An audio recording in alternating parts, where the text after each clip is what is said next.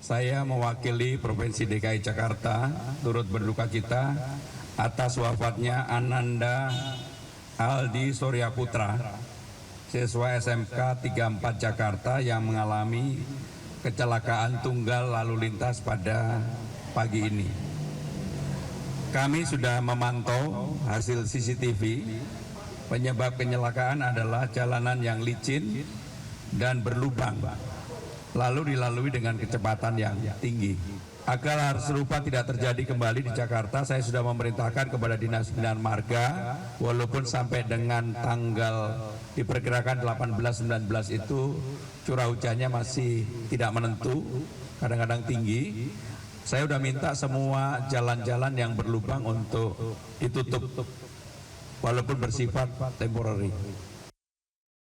Ya, untuk mengetahui seperti apa situasi terkini di kawasan Matraman, kita bergabung dengan Indra Setiabudi langsung dari lokasi. Indra, seberapa parah kerusakan jalan hingga saat ini?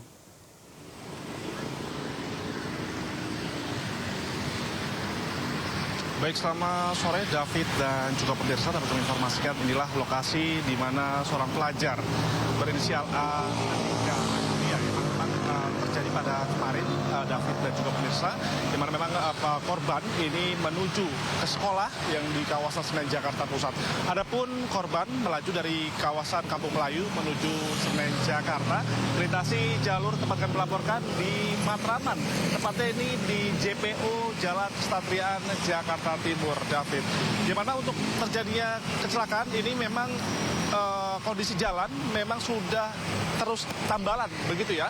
Yang mana memang ini untuk kontur jalan tidak merata, sehingga diduga ini menjadi penyebab utama terjadinya kejadian kecelakaan tunggal yang terjadi pada kemarin, tepat pada 9 Februari 2025, tepat pada 6 pagi waktu Indonesia Barat. Namun untuk saat ini kami melaporkan di lokasi ini sudah diperbaiki, David, sehingga untuk kontur jalan kami melihat sudah mulai merata. Namun memang untuk bekas-bekas tambal ini ada sedikit kayak seperti lonjakan ataupun juga tumpukan daripada semen yang sebagian tidak merata, sehingga memang ini perlu jadi atensi bagi masyarakat, David, yang ingin melakukan aktivitas berpergian melintasi jalur atau dimanapun. Ini dikarenakan memang menurut keterangan kepolisian bahwa memang korban diduga ini meninggal akibat benturan keras, dan memang untuk menurut keterangan kepolisian juga korban ini sedang tidak menggunakan helm saat berkendara. Ini menjadi atensi bagi masyarakat bahwa memang ini penting sekali untuk tetap berkonsentrasi maupun juga mematuhi rambu lalu lintas dan juga atribut untuk selama perjalanan dalam berkendara ini harus terpenuhi guna untuk memastikan kondisi ataupun juga untuk kesiapan masyarakat untuk berkendara agar tidak terjadi hal tidak diinginkan ataupun menghindari kecelakaan lalu lintas yang terjadi. Demikian, David, kembali ke Anda. Ya, baik, Indra, terima kasih untuk informasinya. Selamat bertugas kembali. Pemirsa, bangunan toko jahit dan kelontong di Jalan Bangka 3, Mampang, Jakarta Selatan hangus terbakar. Tidak ada korban luka maupun jiwa dalam peristiwa ini. Namun akibat kebakaran tersebut, pemilik diduga mengalami kerugian puluhan juta rupiah.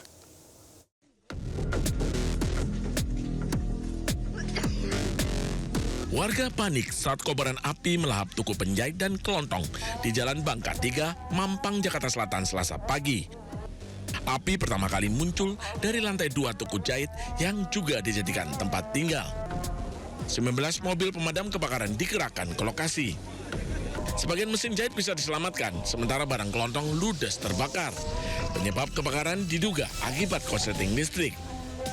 Di atas tempat tidur, kamar. Ini tempat usaha apa, Bu?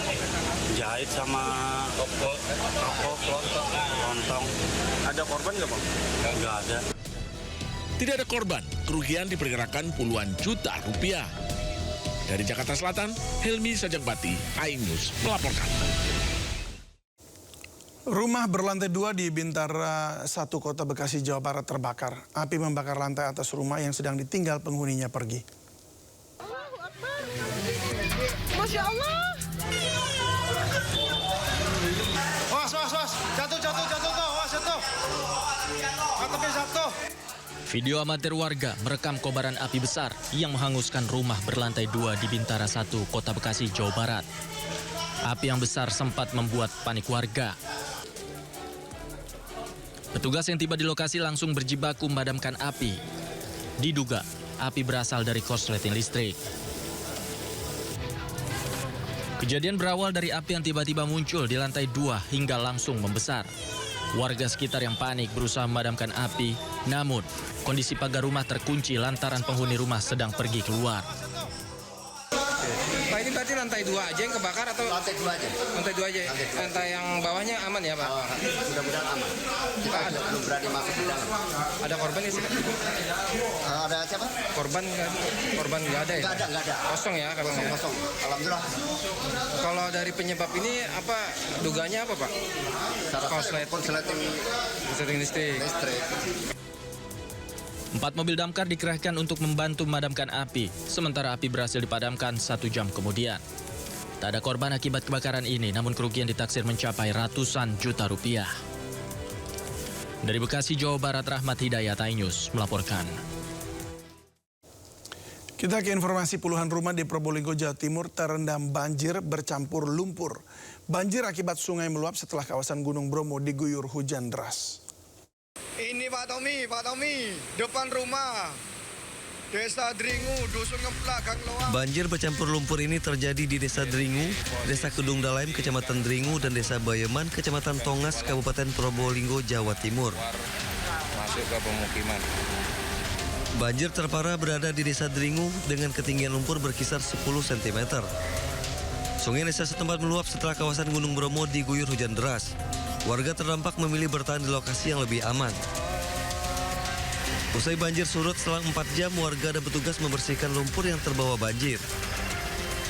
Dari Probolinggo, Jawa Timur, Hana Purwadi, iNews melaporkan. Curah hujan tinggi sejak 2 hari terakhir menyebabkan Sungai Cilemer di Kabupaten Pandeglang, Banten meluap. Seorang anak yang hendak melakukan khitanan harus dibawa menggunakan perahu kayu ke tempat mantri desa melewati arus deras sungai.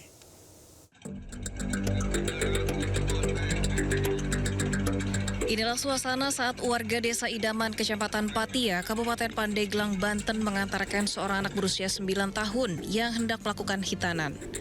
Ia harus dibawa menggunakan perahu kayu milik warga ke rumah mantri yang berada di desa lain sejauh 15 km.